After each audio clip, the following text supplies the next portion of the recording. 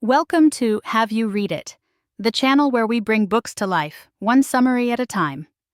Today we're diving into Sam Freedman's How Britain Broke the State, a timely and frankly terrifying exploration of how Britain's political institutions have become so dysfunctional. It's not just about the current woes, the cost of living crisis, the NHS struggles, the housing shortage, but about the deeper institutional failures that have left the country so vulnerable. Freedman argues that Britain isn't necessarily at the worst point in its history, but it's at the end of a crisis cycle.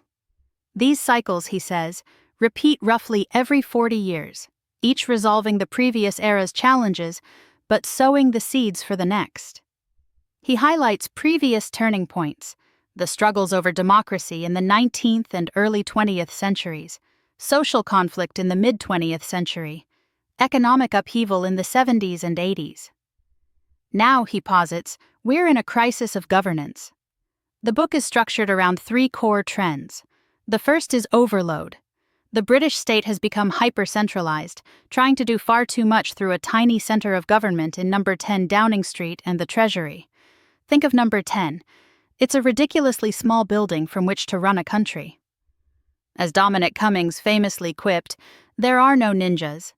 There's just not enough space or staff to manage everything effectively.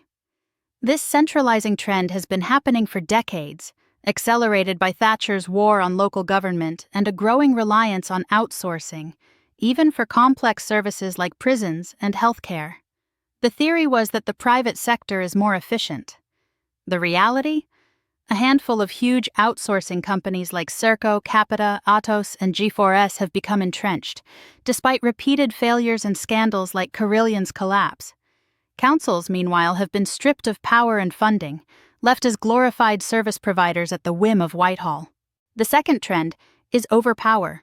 The British government has become incredibly dominant, at the expense of Parliament and the people it's supposed to represent. This executive dominance isn't new, but it's been amplified by a number of factors. Parliament has become more professional, with MPs now full-time politicians with huge workloads, primarily from constituency casework.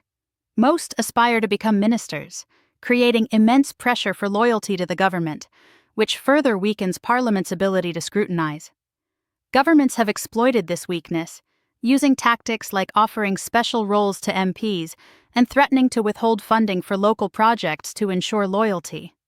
They've also become adept at avoiding scrutiny altogether, using skeleton bills that grant vast powers to ministers with minimal oversight, and Henry VIII powers that allow them to change any law without bothering with Parliament.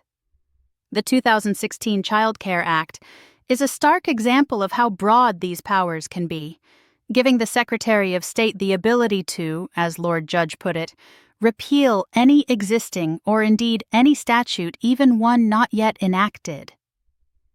This leaves the House of Lords as the last line of defense, but it's unelected, bloated with political appointees, and ultimately can only delay legislation, not stop it.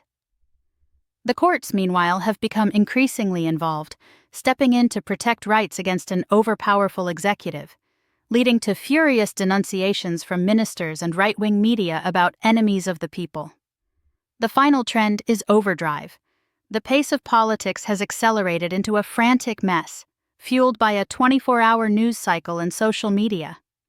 The grid, introduced by Alistair Campbell to manage media announcements, has become a random announcement generator, demanding a constant stream of new policies, however pointless, to feed the beast. Budgets and party conferences have become exercises in media management, with policies designed for headlines rather than real-world impact. Symbolic legislation, like the Strikes, Minimum Service Levels Act, is rushed through to create dividing lines with the opposition, while critical issues are ignored.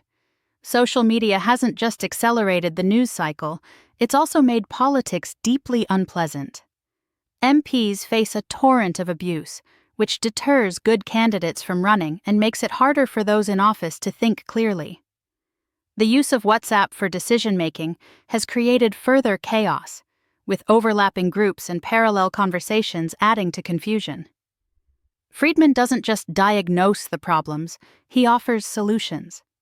He argues for a radical dispersal of power. Firstly, building up regional authorities with real power over taxation, planning, and public services. This would not only boost local economies, but also free up Whitehall to focus on genuinely national issues like climate change and AI.